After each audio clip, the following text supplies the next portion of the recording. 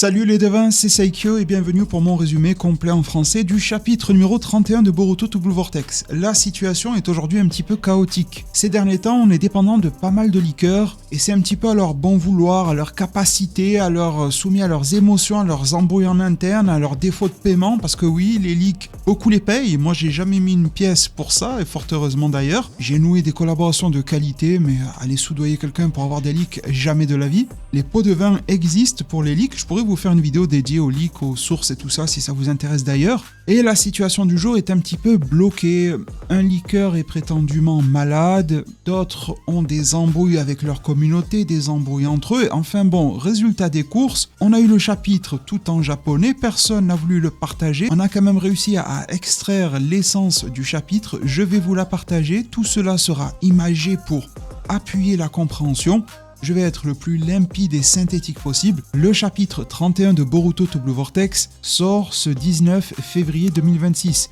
Restez à l'affût d'ailleurs concernant ma lecture en direct. Elle ne saurait tarder ce jour-là, ce jeudi, sur cette même chaîne YouTube. Activez les notifications, cochez-les sur toutes une fois que vous êtes abonné. Le chapitre a pour page de couverture Ada et ce titre Tais-toi. Pas à toi qui m'écoutes évidemment. Mais c'est le titre qui a été utilisé par Ikemoto et Kishimoto pour leur 31e chapitre, avec pour sous-titre « La belle fleur attire les insectes », sous-titre ayant de quoi faire écho avec ma review du 30e chapitre, qui est toute fraîche et disponible sur la chaîne également. Le chapitre débute par un Mamushi face à Kobu, Kobujin, tel que je l'ai surnommé. Le Shinju fixe Kobujin. Koji dit à Inojin d'arrêter la technique de transfert mental et de laisser Kobu, le vrai, mourir, car les clones de Mamushi s'en chargeront. Mais Inojin ne veut pas. Kobu n'est qu'un civil. Si Inojin ne libère pas le jutsu de transfert mental, lui-même Inojin mourra. Il doit donc se dépêcher et l'annuler maintenant. À l'instant même où Mamushi bondit au combat, Kobujin esquive, mais trouve que ses mouvements sont lents. Il n'arrive pas bien à bouger avec ce corps. Probablement qu'il n'est que très peu entraîné. L'esprit est affûté, mais chez Kobu, le corps ne semble pas l'être. Mais il ne pourra jamais se qualifier de ninja digne de ce nom s'il laisse cette personne mourir. Transition du côté de Ada et de Daemon. Ada enlace un coussin, pour pas changer. Elle veut qu'Inojin se dépêche et relance son jutsu d'origine de transmission mentale pour savoir ce qu'il se passe. Daemon, tout comme nous, se demande pourquoi elle n'utilise pas son œil, le Senrigan. Mais la dernière fois qu'elle l'a utilisé, elle a senti Mamushi l'observer.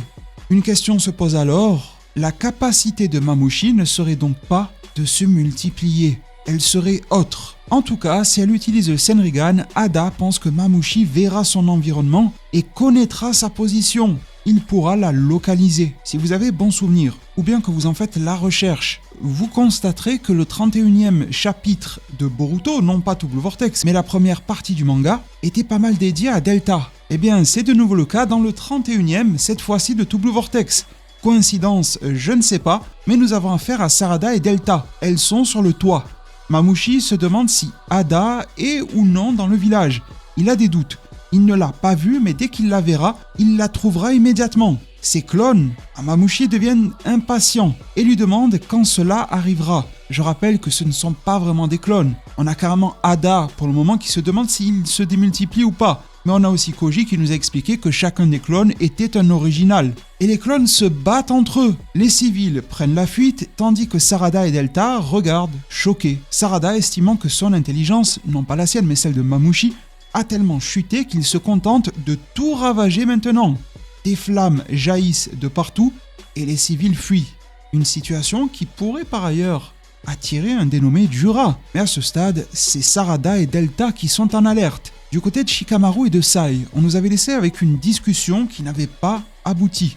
En tant que bon père, Sai demande à l'Hokage actuel « Que fait-il ? Inojin va-t-il bien ?» Shikamaru répond que l'ennemi est le Shinju humanoïde Mamushi. Son objectif n'est pas Konoha mais Ada. Sai en entend parler pour la première fois. « D'où tiens-tu cette information par ailleurs ?» dit-il à son supérieur. Shikamaru lui dit « Comprends-moi Sai, ce n'est pas le moment d'en parler. » Sai s'affirme, prend une forme d'autorité sur son propre chef et lui dit prendre la responsabilité de cet interrogatoire. « Réponds-moi, Shikamaru.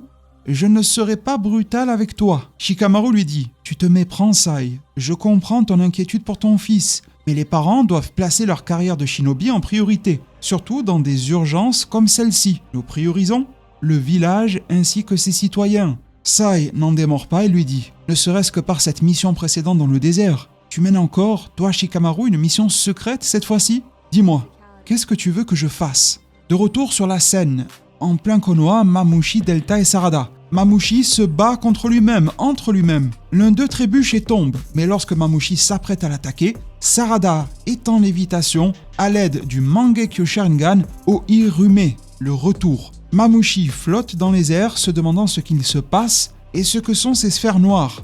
Il bondit dans le dos de Sarada, mais il est repoussé en arrière par la gravité.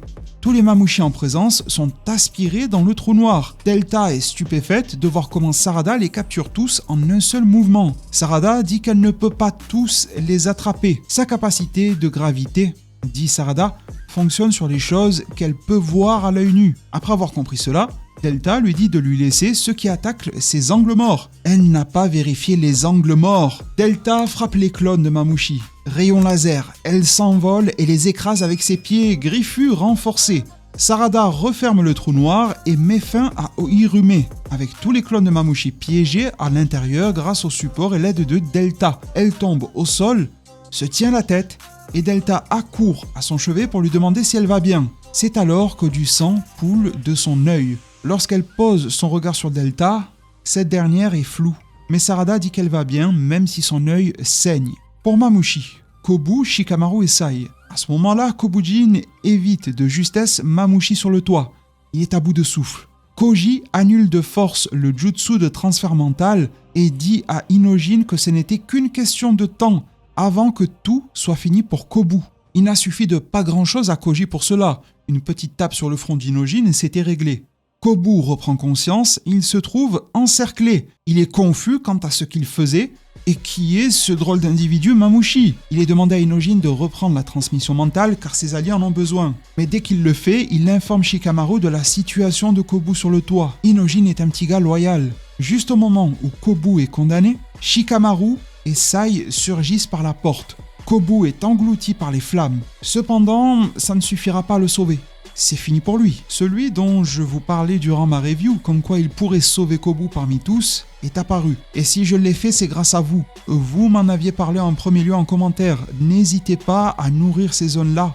Ok, ça flatte les algorithmes. Si ça le fait, tant mieux pour nous. Mais surtout, ça vient nourrir les contenus par ailleurs. Ça leur donne un ancrage terriblement puissant qui se réalise lui-même dans les chapitres. Boruto surgit et tranche tous les clones de Mamushi en un seul mouvement, rengainant son katana, tandis que Kobu le regarde de travers. Oui, Kobu, qui allait se faire péter la gueule par les Mamushi, enflammé comme une petite merguez, regarde de travers Boruto qui vient de le sauver. Shikamaru ordonne à Sai d'emmener le seigneur Kobu à l'infirmerie. Sai se penche et aide Kobu à se relever, lui demandant s'il peut marcher. Mais Kobu est en colère. Il demande quoi ou qui a pu l'attaquer.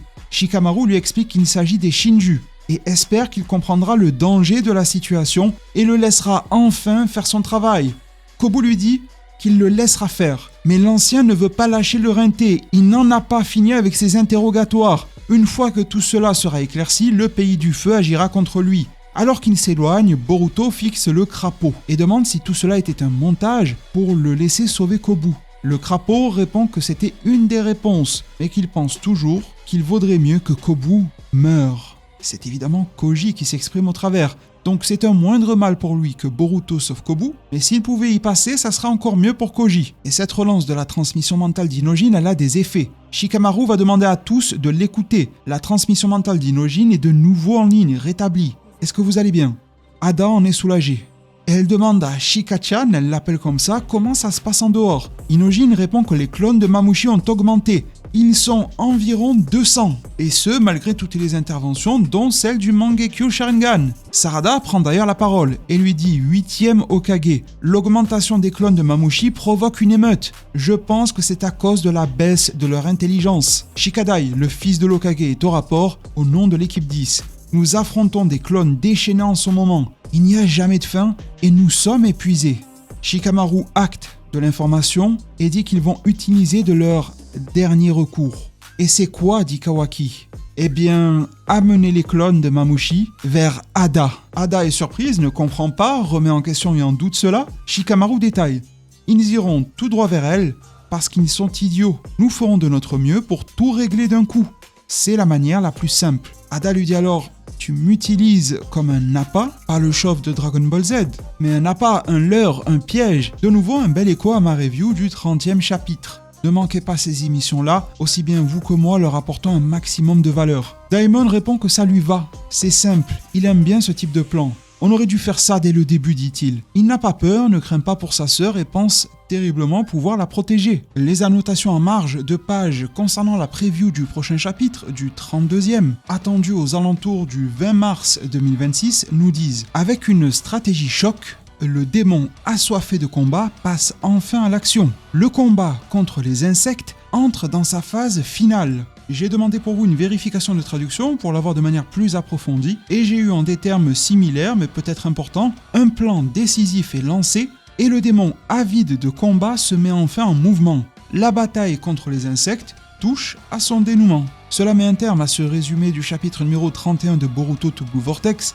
Je vous en ferai la lecture dès ce jeudi 19. Des news Dragon Ball Super sont déjà arrivées sur la chaîne. N'hésitez pas à consulter le catalogue. Merci vraiment pour tout. Pensez au pouce en l'air, au boost. C'est une aide plus que précieuse. Merci également aux donateurs sous la dernière vidéo Boruto, Canard Jutsu. Merci du fond du cœur, c'est énorme. Prenez tous extrêmement bien soin de votre futur. Et à plus pour de prochains arts divinatoires.